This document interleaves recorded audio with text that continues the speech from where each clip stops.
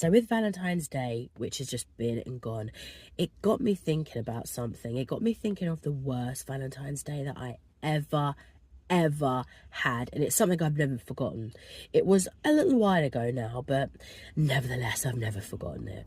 So I was seeing this girl, and you know when you're seeing someone but they're not that into you and you can just feel it and you're not sure if they're seeing other people. I really liked her. I thought she was absolutely gorgeous, which she was, but there was just something.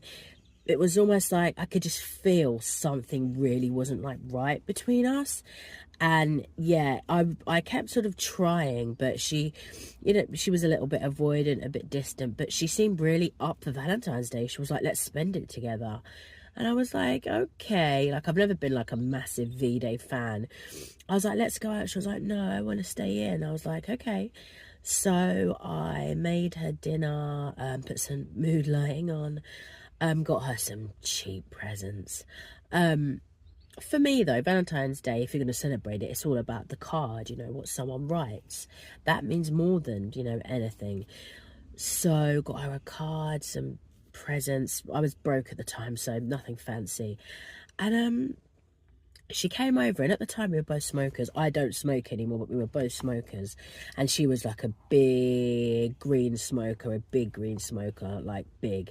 So anyway, we were smoking a big fat one, and she was like, oh, God, I'm feeling so high after like one puff.